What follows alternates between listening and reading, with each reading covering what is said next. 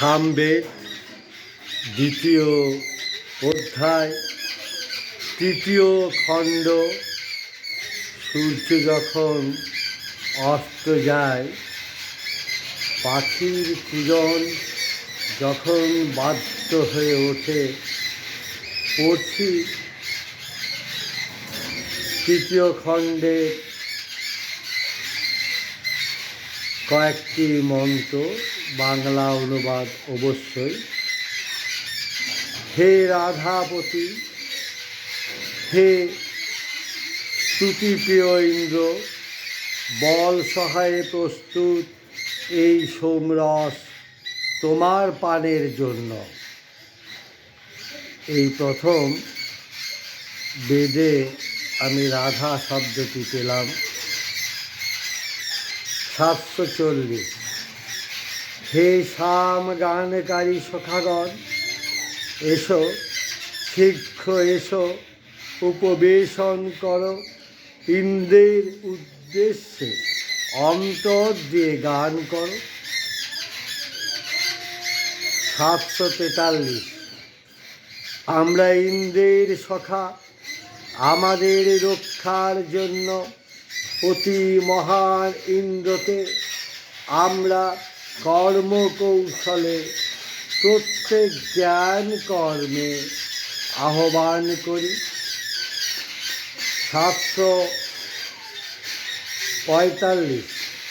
ইন্দ্র যদি শুনে থাকেন আমাদের সেই আহ্বান, তবে আমাদের কাছে সহস্র কল্যাণ ও অন্নবল নিয়ে শীঘ্র আসুন। 746। হে ইন্দ্র, অভিষিত সোমযাগে যজ্ঞ কর্ম ও স্তুতিকে পবিত্র করো। দক্ষতা ও বৃদ্ধির জন্যই ইন্দ্র মহান।